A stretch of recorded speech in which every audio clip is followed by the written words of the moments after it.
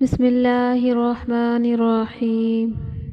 حضرت عبداللہ بن عباس رضی اللہ عنہما سے بیان کیا، انہوں نے کہا ام فضل رضی اللہ عنہما ان کی ماں نے انہیں والمرسلات عرفہ پڑھتے ہوئے سنا، پھر کہا اے بیٹے تم نے اس سورت کی تلاوت کر کے مجھے یاد دلا دیا، میں آخر عمر میں حضرت صلی اللہ علیہ وآلہ وسلم کو مغرب میں یہی سورت پڑھتے ہوئے سنتی تھی۔ صحیح بخاری حدیث نمبر 763۔ عروہ بن زبیر سے روایت ہے، انہوں نے مروان بن حکم سے، اس نے کہا زید بن ثابت نے مجھے ٹوکا کہ تمہیں کیا ہو گیا ہے کہ تم مغرب میں چھوٹی چھوٹی صورتیں پڑھتے ہو؟ میں نے نبی کریم صلی اللہ علیہ وآلہ وسلم کو 2 لمبی صورتوں میں سے ایک صورت پڑھتے ہوئے سنا۔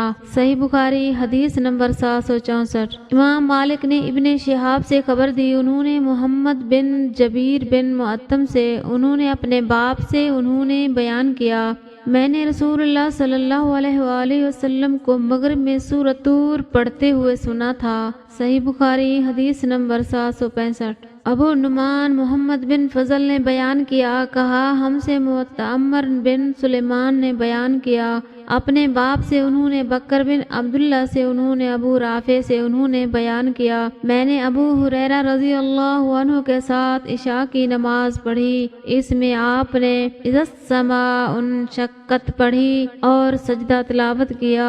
میں نے ان سے اس کے متعلق معلوم کیا تو بتلایا میں نے ابو القاسم صلی اللہ علیہ وآلہ وسلم کے پیچھے بھی اس آیت میں تلاوت کا سجدہ کیا ہے اور زندگی بھر میں اس میں سجدہ کروں گا یہاں تک کہ میں آپ سے مل جاؤں۔ صحیح بخاری حدیث نمبر 766۔ برا بن عازب سے روایت ہے، فرمایا میں نے رسول کریم صلی اللہ علیہ وآلہ وسلم سے سنا، آپ سفر میں تھے، عشاء کی 2 پہلی رکعت میں سے کسی ایک رکعت میں آپ نے والتین والزیتون پڑھی۔ صحیح بخاری حدیث نمبر 767۔ مسدد بن مسرد نے بیان کیا، کہا ہم سے یزید بن زری نے بیان کیا، کہا ہم سے تیمی نے ابو بکر سے، انہوں نے ابو رافع سے، انہوں نے کہا میں نے حضرت ابو ہریرہ رضی اللہ عنہ کے ساتھ عشاء پڑھی، آپ نے اذا السماء انشقت پڑھی اور سجدہ کیا۔ اس پر میں نے کہا یہ سجدہ کیسا ہے؟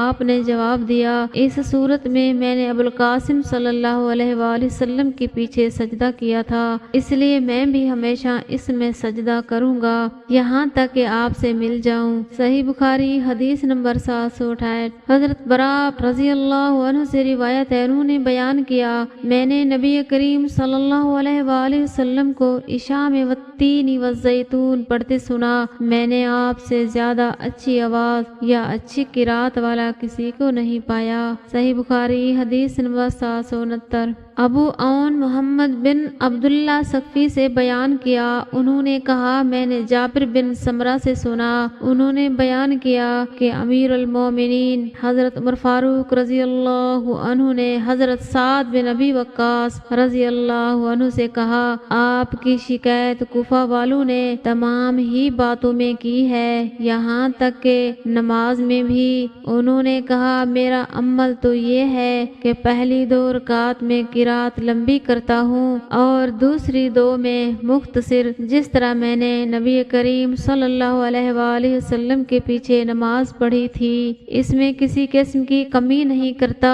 حضرت عمر رضی اللہ عنہ نے فرمایا سچ کہتے ہو، تم سے امید بھی اسی کی ہے۔ صحیح بخاری حدیث نمبر 770۔ آدم بن ابی ایاس نے بیان کیا، انہوں نے کہا ہم سے شعبہ نے بیان کیا، کہا ہم سے یسار ابن سلامہ نے بیان کیا، انہوں نے بیان کیا کہ میں اپنے باپ کے ساتھ ابو برزہ سلمی صحابی رضی اللہ عنہ کے پاس گیا، ہم نے آپ سے نماز کے وقتوں کے متعلق پوچھا تو انہوں نے کہا نبی کریم صلی اللہ علیہ وآلہ وسلم ظہر کی نماز سورج ڈھلنے پر پڑھتے تھے، عصر جب پڑھتے تو مدینہ کے انتہائی کنارہ تک ایک شخص چلا جاتا لیکن سورج ابھی بھی باقی رہتا، مغرب کے متعلق جو کچھ آپ نے کہا وہ مجھے یاد نہیں رہا، اور عشاء کے لیے تہائی رات تک دیر کرنے میں کوئی حرج محسوس نہیں کرتے تھے، اور آپ اس سے پہلے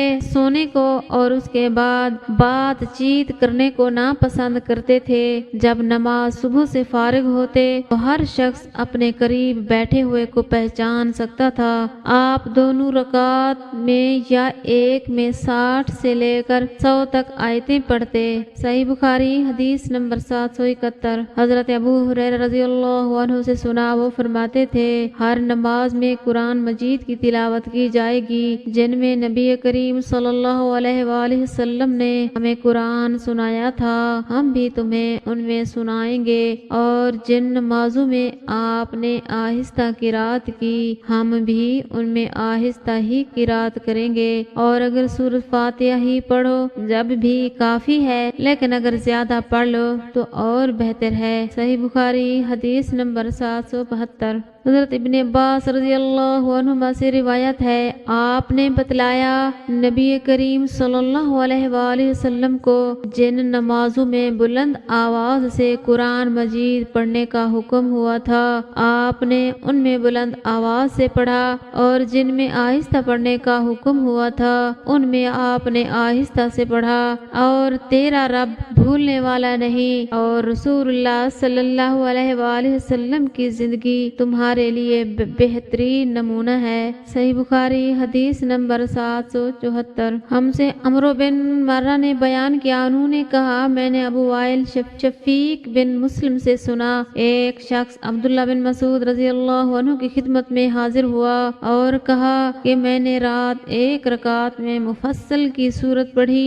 آپ نے فرمایا کیا اس طرح جلدی جلدی پڑھی جیسے شعر پڑھتے جاتے ہیں؟ میں ان ہم معنی صورتوں کو جانتا ہوں جنہیں نبی کریم صلی اللہ علیہ وآلہ وسلم ایک ساتھ ملا کر پڑھتے تھے۔ آپ نے مفصل کی 20 صورتوں کا ذکر کیا، ہر رکعت کے لیے 2 صورتیں۔ صحیح بخاری حدیث نمبر 775۔ خباب بن ارت رضی اللہ عنہ سے روایت ہے، کہا کیا رسول اللہ صلی اللہ علیہ وآلہ وسلم ظہر اور عصر میں قرآن مجید پڑھتے تھے؟ انہوں نے جواب دیا کہ ہاں۔ ہم نے پوچھا کہ آپ کو معلوم کس طرح ہوتا تھا؟ انہوں نے بتایا کہ آپ صلی اللہ علیہ وآلہ وسلم کی ریش مبارک کے ہلنے سے۔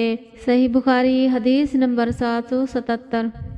امام عبد الرحمن اوزاعی نے بیان کیا، انہوں نے کہا مجھ سے یحییٰ بن ابی کثیر نے بیان کیا، انہوں نے کہا مجھ سے عبداللہ بن ابی قتادہ نے بیان کیا، وہ اپنے والد ابو قتادہ رضی اللہ عنہ سے نبی صلی اللہ علیہ وآلہ وسلم ظہر اور عصر کی 2 پہلی رکعتوں میں سورۃ فاتحہ اور کوئی اور سورت پڑھتے تھے، کبھی کبھی آپ کوئی آیت ہمیں سنا بھی دیا کرتے تھے، پہلی رکعت میں قرات زیادہ طویل کرتے تھے۔ صحیح بخاری حدیث نمبر 778۔ ابو قتادہ رضی اللہ عنہ سے روایت ہے، نبی کریم صلی اللہ علیہ وآلہ وسلم ظہر کی پہلی رکعت میں قرات طویل کرتے تھے اور دوسری رکعت میں مختصر، صبح کی نماز میں بھی آپ اسی طرح کیا کرتے تھے۔ صحیح بخاری حدیث نمبر 789۔ ابو ہریرہ رضی اللہ عنہ سے روایت ہے، فرمایا رسول اللہ صلی اللہ علیہ وآلہ وسلم نے جب امام آمین کہے تو تم بھی آمین کہو، کیونکہ جس کی آمین ملائکہ کی آمین کے ساتھ ہو گئی اس کے تمام گناہ معاف کر دیے جائیں گے۔ ابن شہاب نے بیان کیا، رسول اللہ صلی اللہ علیہ وآلہ وسلم آمین کہتے تھے۔